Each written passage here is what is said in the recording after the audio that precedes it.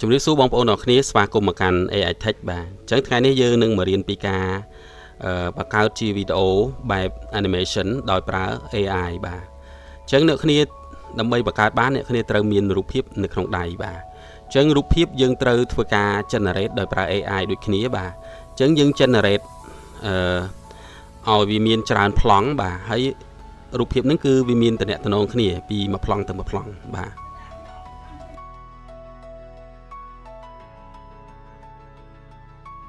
បាទអញ្ចឹងក្រោយពីអ្នកគ្នាមានរូបភាពនៅក្នុងដៃហើយអ្នកគ្នាចូលមកកាន់ AI មួយដែលមានឈ្មោះថា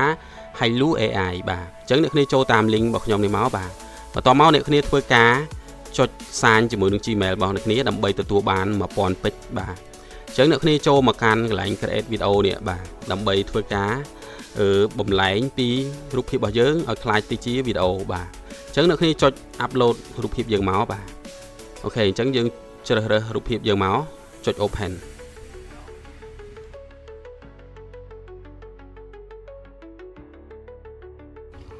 បាទសម្រាប់បងដែលគាត់ចង់ផលិតចេញជាវីដេអូបែប original បែប animation បាទសម្រាប់ធ្វើការផុសទៅកាន់ YouTube ក៏ដូចជាFacebook បាទព្រោះ content បែបហ្នឹងគឺផ្ទុះខ្លាំងបាទអូខេអញ្ចឹងអ្នកគ្នាអាចរៀនធ្វើជាលក្ខណៈ animation បែបខ្លីៗជាមួយនឹង AI បាទបន្តមកអ្នកគ្នាអាចធ្វើការចងក្រងចម្បាច់បញ្ចូលវាឲ្យក្លាយជាវីដេអូវែងមួយបាទអញ្ចឹងឥឡូវនេះយើងមករៀនប្រើពីកាមេរ៉ានៅក្នុង Hailu AI បាទអញ្ចឹងអ្នកគ្នាចុចកន្លែងកាមេរ៉ាមកនឹងឃើញមាន style របស់កាមេរ៉ាច្រើនបែបបាទ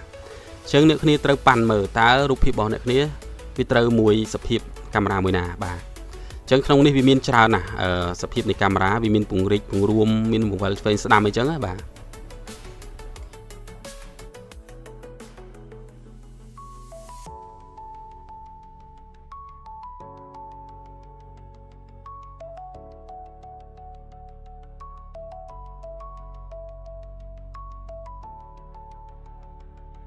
អូខេអញ្ចឹងបើសិនបើអ្នកគ្នាចង់បង្កើតជាប្លង់ដើរអីយើងអាចប្រើកាមេរ៉ាមួយនេះបាទអូខេឥឡូវខ្ញុំនឹងស្វែងរកកាមេរ៉ាមួយណាដែលស័ក្តិសមជាមួយនឹងរូបភាពរបស់យើងបាទអូខេអញ្ចឹងយើងឃើញថានេះកាមេរ៉ានេះអាចប្រើបានឥឡូវយើងคลิกលើនឹងមកបាទរួចអ្នកគ្នាអាចប្រើប្រាស់កាមេរ៉ានឹងបានហើយបន្ទាប់មកអ្នកគ្នាចង់ឲ្យរូបភាពមានចលនាអីធ្វើអ្វីទៅតាមយើងវិជាគឺយើងវាយជាប្រមបាទអញ្ចឹងឥឡូវឧទាហរណ៍ថាខ្ញុំវាយឲ្យគាត់ធ្វើការបើកភ្នែកបាទអញ្ចឹងខ្ញុំវាយជាប្រមមកបាទអញ្ចឹងក្រោយពីយើងធ្វើការ render មករូបភាពនឹងធ្វើសកម្មភាពទៅតាមប្រមរបស់យើងហើយបាទក៏ប៉ុន្តែការប្រើប្រមវា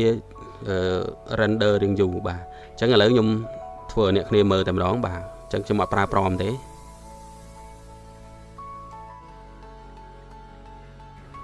បាទអញ្ចឹងសម្រាប់បងដែលគាត់ render ដោយប្រើប្រមច្រើនបាទអញ្ចឹងយើងប្រើគម្រោង free បាទគឺយើងអាចរងចាំរហូតដល់ទៅ35នាទីណោះដើម្បីបង្កើតចេញជាប្លង់មួយបាទប៉ុន្តែបើអ្នកគ្នាធ្វើការ subscribe លើគម្រោងរបស់វាគឺ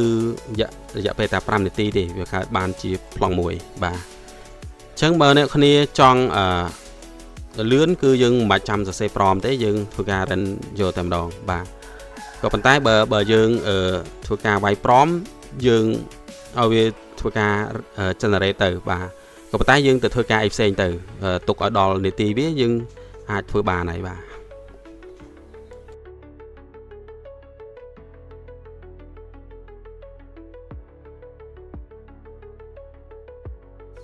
អូខេអញ្ចឹងក្រោយពីយើងធ្វើការ generate ចប់ហើយបាទឥឡូវយើងចាក់មកមើលគុណភាពរបស់វីដេអូបាទអញ្ចឹងខ្ញុំធ្វើប្លង់នេះដើម្បីធ្វើដាក់ YouTube បាទអូខេយើងឃើញថាវា generate មកបានស័ក្តិសមមែនតើបាទអញ្ចឹងវាមើលទៅវាស័ក្តិសមជាមួយសាច់រឿងរបស់យើងបាទអញ្ចឹងអ្នកគ្នាអាចរៀនបង្កើតជាឈុតខ្លីៗចឹងមកបាទរួចយើងធ្វើការចម្បាច់ឈុតខ្លីៗហ្នឹងនៅក្នុងកម្មវិធី edit មួយតង់ទៀតបាទ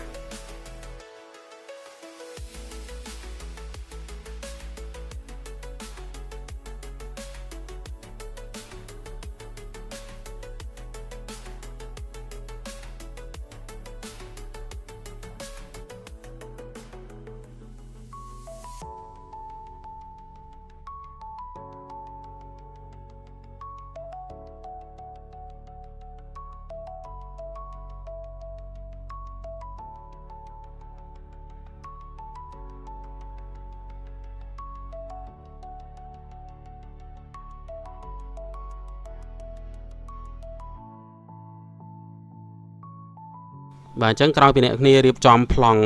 រួចរាល់ហើយអ្នកគ្នាអាចធ្វើការ download វីដេអូនឹងទុកបាទអញ្ចឹងយើងមានពីរជម្រើសទី1សម្រាប់អ្នកដែល subscribe បងលុយគឺយើង remove នេះ watermark ចេញបានបាទ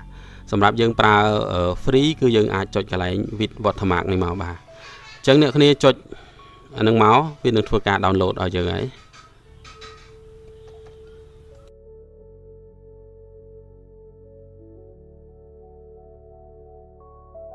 បាទឥឡូវនេះខ្ញុំធ្វើការបើកវីដេអូនឹងមើលបាទ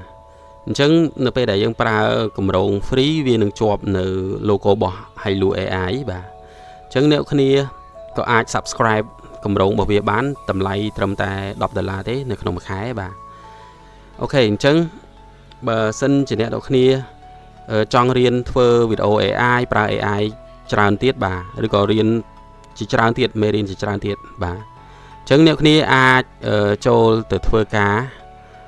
subscribe នៅ channel របស់ខ្ញុំបានបាទអញ្ចឹងអ្នកគ្នាចូលមកកាន់ channel YouTube មួយមានឈ្មោះថា AI Tech បាទអញ្ចឹង channel មួយនេះខ្ញុំនឹងបង្រៀនពីការប្រើប្រាស់ AI ផ្សេងៗក៏ដូចជាផលិតជាវីដេអូ AI ហើយនឹងមេរៀនជាច្រើនទៀតទាក់ទងជាមួយនឹង Facebook ក៏ដូចជា YouTube បាទអញ្ចឹងអ្នកគ្នាកុំភ្លេចធ្វើការចុច subscribe ក៏ដូចជាដាក់រូបកណ្ដឹងដើម្បីពេលដែលខ្ញុំ post អីថ្មីៗវានឹង alert ប្រាប់អ្នកនរគ្នាបាទអរគុណច្រើនចំពោះការទស្សនាវីដេអូនេះ